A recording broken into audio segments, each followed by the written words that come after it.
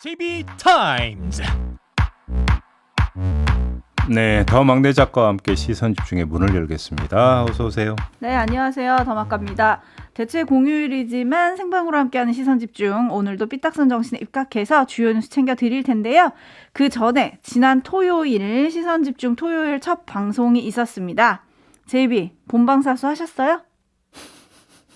제가 진행을 한 사람 아닙니까? 그러니까요.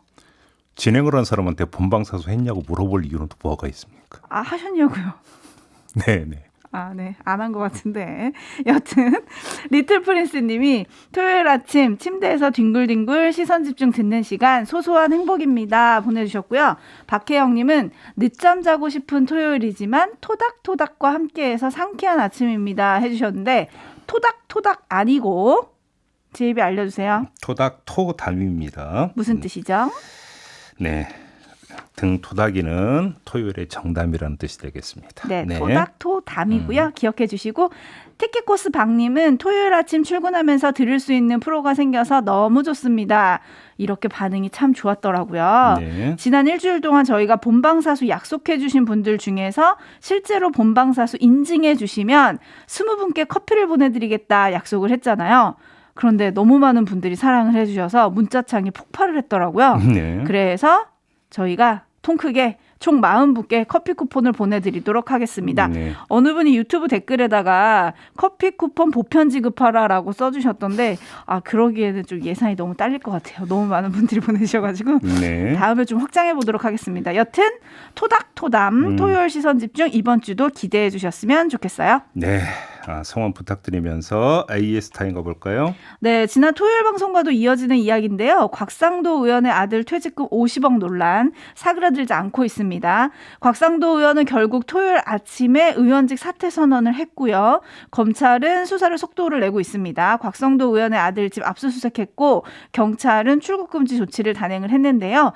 하지만 아빠의 사퇴문에는 알맹이가 빠졌다 이런 지적도 나오고 있습니다. 일단 곽상도 의원의 사퇴 회견부터 들어보시죠. 예, 곽상도 의원입니다. 연일 저와 제 아들에 대한 보도가 계속되고 있습니다. 이를 지켜보는 저 역시 마음이 참 무겁습니다. 이번 사안과 관련해서는 어떤 말씀을 드려도 오해만 더 크게 불러일으킬 뿐 불신이 거두어지지 않아서 국회의원으로 더 활동하기 어려워 의원직을 사퇴하고자 합니다. 대장동 개발 사업의 몸통이 누구이고 7천억 원이 누구에게 귀속되었는지도 곧 밝혀질 것입니다. 더불어 제 아들이 받은 성과퇴직금의 성격도 제가 대장동 개발 사업이나 화천 대유에 관여된 것이 있는지도 수사를 통해 밝혀질 것입니다. 신속하고 철저한 수사를 요청합니다. 그렇지만 검경 수뇌부 수사팀 검사들이 정권 친화적인 성향으로 구성되어 있어 철저하고 공정한 수사가 될 것인지 의문이므로 특검을 통해 수사가 진행되기를 간절히 희망합니다. 네, JB 곽상도 의원의 의원직 사퇴 기자회견 어떻게 들으셨어요? 뭐 짚자면 여러 가지 짚을 수 있는데요. 오해받아서 의원직도 사퇴하는구나 이런 생각도 들었고요. 그죠? 성과 퇴직금으로 성격을 규정했더라고요. 그 전 얘기하고 좀 다르죠. 네. 그전에요. 그 전에는 산재 위로금 성격을 참 많이 강조했었는데 네. 아드님께서 그렇지 않습니까? 근데 무엇보다도 특검을 통해서 수사가 진행되기를 간절히 희망한다고 했잖아요. 네. 수사받는 사람이 수사 주체를 지정하는 이야기 아니겠습니까? 별로 뭔가 이런 광경 본 적은 없다. 네. 이 정도까지만 말씀드리겠습니다. 네, 촌철님들은 하실 말씀이 많으신 것 같아요. 레드헤어님이 사퇴가 끝이 아니다. 돈을 회수해야죠. 라고 해주셨고요. HBYI님은 죄송하다는 말은 없네요. 라고 해주셨고 행복한 여자님은 오해란 단어가 어떤 의미인지 국어사전 찾아보세요. 라고 보내주셨는데 저희 PD가 발빠르게 사전을 찾아봤습니다. 오해란 그릇되게 해석하거나 뜻을 잘못함 또는 그런 해석이나 이해. 요거라고 하고요. 주영철님은 금액은 환수 못하나요? 라고 물음표 3개를 보내주셨는데 요건 일단 수사 상황을 좀 보면 방향이 잡히지 않을까요? 그러니까 본인은 성과퇴직금이라고 주장을 했으니까 성과퇴직금은 정당한 돈이죠. 네. 회수하면 안 되는 거고요. 그렇죠. 근데 그게 아니라 뇌물이면 이제 몰수가 가능하겠죠. 네. 그거는 그러니까 수사를 통해서 성격이 규정이 돼야만 나올 수 있는 그 다음 수순의 이야기가 될 겁니다. 알겠습니다. 자, 뉴스와 분석이 함께하는 JB타임즈 본격적으로 시작할 텐데요. 오늘 주목할 첫 번째 뉴스는 주말 내내 정말 뜨거웠던 뉴스입니다. 오디오부터 만나보시죠. 직접 해명에 나선 윤석열 후보는 손바닥의 왕자는 지지자들이 응원차 써준 것일 뿐이라고 거듭 밝혔습니다. 다만 지울 걸 그랬다는 말도 덧붙였습니다. 지지자의 그런 응원도 좋지만 들어갈 때는 그걸 좀 신경을 써서 지우고 가는 게 맞지 않았나 하는. 하지만 부적 선거라며 주술 관련 의혹을 제기한 홍준표 후보를 향해서는 적반하장이자 저질 정치라고 발끈했습니다. 어떤 분은 속옷까지 말이야 막 빨간색으로 입고 다닌다고 소문도 딱 하는 분들도 있는데. 윤석열 캠프 역시 홍 후보의 현재 이름도 역술인이 지어준 걸 잊었냐며 역공을 폈습니다. 그러나 주술을 의심할 수밖에 없다는 경쟁 후보들의 공세는 이틀째 계속됐습니다. 손바닥에 그 왕자를 새겨가지고 이 TV 토론에 나온 거는 그건 뭐 미신이다. 그렇게밖에 달리 설명할 방법이 없는 것 같습니다. 특히 홍 후보 측은 개명 문제를 언급한 윤 후보 측을 향해 윤 후보의 부인 김건희 씨도 결혼 직전 개명했는데 설명을 해보라며 나쁜 정치라고 반격했습니다. 네, 참 때아닌 이런 논란이 불거졌는데요. 네. 두 갈래로 짧게만 좀 말씀을 드리겠습니다. 일단 네. 윤석열 후보 본인이 설명한 것은 지지자들, 더 구체적으로는 동네 할머니들이 토론 잘하라고 적어준 거다. 이런 주장이잖아요. 네. 근데 솔직히 좀 납득하기가 힘든 게 한 번도 아니고 3차, 4차, 5차 TV 토론에서 계속 적어 나왔다는 거 아니겠습니까? 네. 그러면 반복적으로 할머니들이에요. 복수의 사람들이 접근하고 하는데 그대로 놔뒀다. 이해가 되십니까? 솔직히 좀 잘 이해가 되질 않습니다. 네.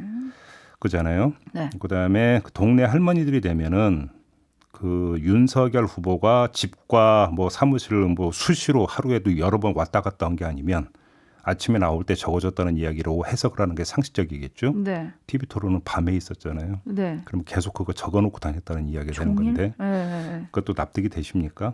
저는 그런 점에서 이 해명이 과연 어떤 온당한 해명인지부터 좀 점검을 해봐야 될 것 같은데요. 네. 요거는 이제 3부에서 캠프 대변인 인터뷰가 예정이 돼 있으니까 이때 좀 자세히 여쭤보도록 하겠고요. 네. 또 하나 범위를 좀 넓혀서 말씀을 드려야 되겠는데 이게 윤석열 후보만의 문제인가 이 문제도 있습니다. 네. 대선 출마를 앞두고 조상의 묘를 이장했다라는 뉴스 여러 번 저 기억하고 있습니다. 이전 대선 때 이야기고요. 네. 그다음에 뭐 그 언론 대선 주자들의 관상을 분석하는 기사도 실은 적이 여러 번 있지 않습니까? 네, 그렇죠. 관상과 네. 동원해 가지고 다시 말해서 대한민국 전체라기보다는 여기에 등장하는 여러 주체들이 미신에 빠져 있는 건 아니냐 네. 이런 이야기를 안 할 수가 없는 겁니다. 네, 그렇죠. 근데 미신 말고 이제 정책과 인물을 보고 뽑는 선거가 돼야 되긴 할 텐데 최순실이라는 이름이 다시 화제가 되고 있습니다. 회자가 되고 있어요. 이게 이제 그 박근혜 전 대통령 취임식에서 오방색. 네, 뭐 이런 게 등장을 했고 이게 도대체 왜 등장했을까요? 그때 의아했는데 네. 나중에 이제 국정농단 게이트가 터지면서 이게 어떻게든 연유인지 이제 국민들 앞에 소송이 그 경위가 드러난 바가 있지 않습니까? 네. 이런 비슷한 것 아니냐, 뭐 이런 이야기가 되는 우주의 거죠. 기운 뭐 이런 그렇죠. 거. 네. 뭐 그때 당시 이제 박근혜 대통령 우주의 기운까지 언급한 적이 있는데 네. 국정의 원리와 국정의 이벤트 또한 이런 식으로 하는 게 말이 되는 이야기냐, 요 얘기가 되겠죠. 그래서 지금 8890님이 패러디들도 엄청 많이 올라왔더라고요. 빵 터졌어요라고 해주셨는데 뭐 가수 이승환 씨 손 다친 부분에다가 왕자 쓰셨더니 효험이 있더라 이런 패러디를 올리기도 했고. 이게 그러니까 뭐 진실 문제와는 별도로 네. 이게 대중들에게 특히 유권자에게 어떤 이미지로 다가가는가 캠프제에서는 이걸 봐야 되겠죠. 득이 윤석열 될까? 캠프에서는. 득이 안 될까? 득이 안 되겠죠. 지금 의견들이 엄청 많이 올라오고 있는데요. 네. 초록이님이 정치판에서 사주, 관상, 역술 정말 지긋지긋합니다. 이런 의견 보내주셨고요. 정석훈님은 지지는 하지 않지만 솔직히 저건 뭐 애교로 봐줄 수 있지 않을까요? 나도 시험 때 발바닥에 썼었는데 해주셨는데 전 이게 궁금했어요. 이거 원래 이렇게 하는 거예요? 제이비도 알고 있었어요? 뭐요? 왕자 쓰면 뭔가 이렇게 자신감이 생기거나 뭐 이런 거 원래 있는 얘기인 거죠? 저는 왕자하면 그 떠오르는 사람 태조 이성계만 떠오르는데요. 꿈에서 네. 그 이제 그 지고 나와서 스님 찾아갔더니 그게 임금이 될 길몽이라고 해서 조선 건국을 꿈꿨다 뭐 대충 이런 이야기가 전해지고 있지 않습니까? 조선 건국도 그런 꿈 네. 꾸고했구나. 네. 네. 뭐 이건 뭐 많이 나왔던 이야기인데 네. 그 맥락에서 봐야 되고요. 사실 따지고 들어가면 네. 이 공적인 매체 신문에서 오늘의 운세를 버젓이 싣고 있는 게 대한민국 또 언론 아니겠습니까? 아, 그러네. 그렇지 네. 않습니까? 네. 이제 그 운세 이제 그 띠 말고 별자리 갖고도 나오더라고요. 아, 그렇지 않습니까? 그렇죠. 네. 따지고 보면 주변에 참 많더라. 이런 말씀까지 내가 드리겠습니다. 네. 밥하기 싫은 여자님은 뭐라 할 말이 없습니다. 간절한가 봐요. 라고 해주셨고요. 김우종님은 손소독제 사용했으면 금방 지워질 텐데 설마 방역수칙 안 지키신 건 아니죠? 라고 해주셨는데 캠프 해명을 보면 뭐 소독제로도 한번 지워봤는데 잘 안 지워져서 그냥 나갔다라고는 했죠.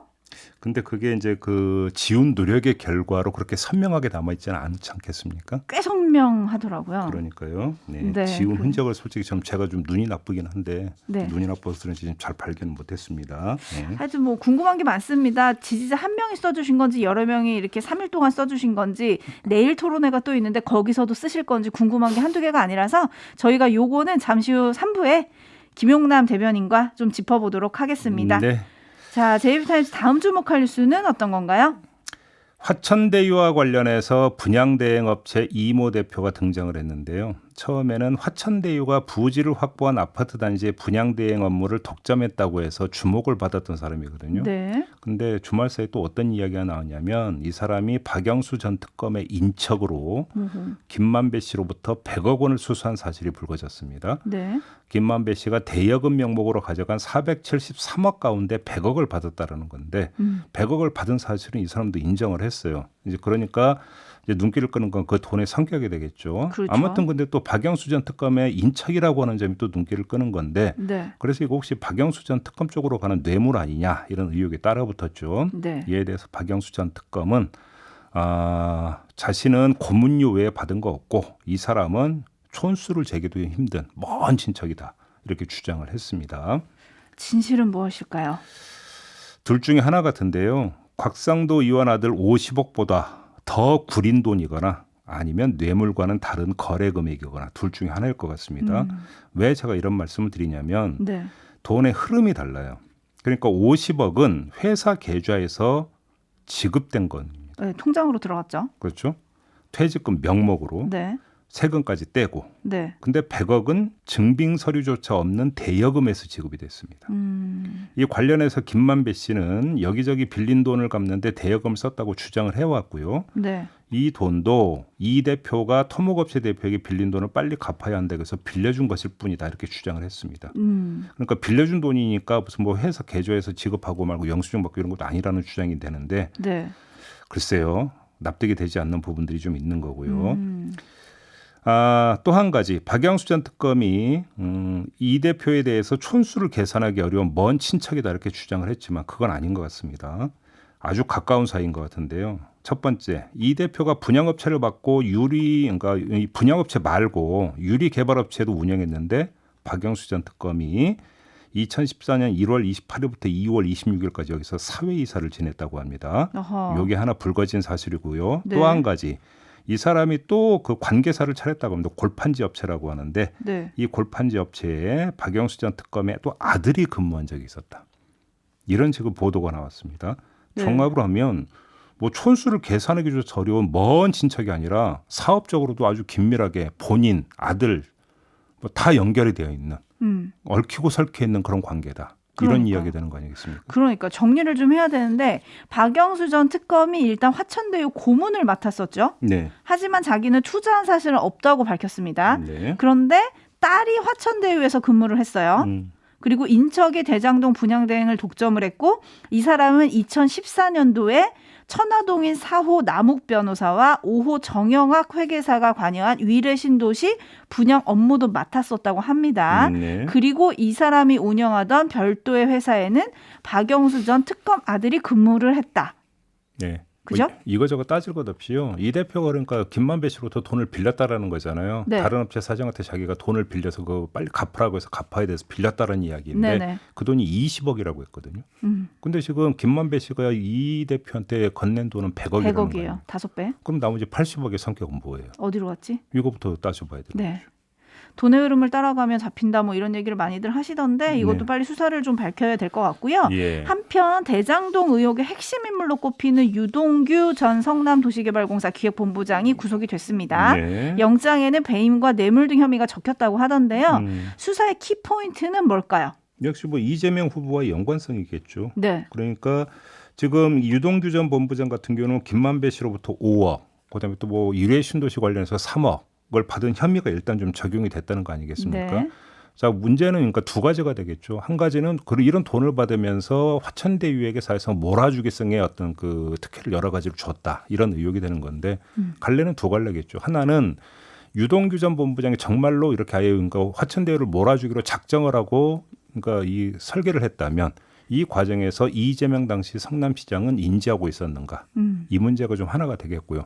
더 나아가서 뭐 더 이 그 몸통이 이재명 후보라고 주장하는 쪽에서는 돈이 이재명 후보 쪽으로도 흘러갔을 가능성까지 배제하지 않고 있는 거 아니겠습니까? 네. 진짜로 그런 일이 있었는가? 이 두 갈래가 되겠죠. 그러니까요. 좀 더 살펴봐야 될 것 같고요. 반면 지금 많은 분들이 유동규는 구속이 됐는데 김만배는 왜 구속이 안 되냐 이런 의견을 좀 보내주고 계시네요. 눈코입님 그리고 정헐님 뭐 이런 분들 많이 보내주고 계시고 네. 8039님은 검찰은 검찰 출신 박영수 친한 법조기자 출신 김만배 씨는 봐주는 건 아니죠? 라고 보내주셨는데 그건 아니겠지만 어쨌든 이건 어떻게 봐야 될까요? 그러니까 범죄 혐의가 포착이 돼야 그다음에 구속영장을 청구해서 구속을 할 수 있는 거 아니겠습니까? 네. 다시 말해서 그러면 지금까지 언론에 의해서 보도됐던 것은 아직은 범죄 혐의로까지 올라가지 않았다라고 수사당국이 보고 있기 때문에 구속영장을 청구하지 않고 있는 걸로 해석을 해야 되는 거죠. 법리적으로는. 네네. 그렇죠. 그런 점에서 일단 지금 박영수 전 특검 관련해서 100억이 나온 것 자체가 이제 주목을 해야 되는 건데 지금 그 김만배 씨와 관련해서 범죄 혐의와 관련해서 가장 그러니까 앞자리 놓이는 게 473억 원이잖아요. 네. 회사 대여금이라고 하는 네네. 이 돈을 어떻게 썼느냐가 사실은 이제 최대의 관심거리가 되는데 네. 473억 가운데 100억이 나온 거잖아요. 여기서 만약에 뇌물성이 조금이라도 있다고 한다면 그때는 범죄 혐의로 볼 수가 있는 거죠. 네. 그러면 이제 구속영장 청구로 갈 텐데 아직은 그 소식까지는 지금 나오고 있지는 않은 겁니다.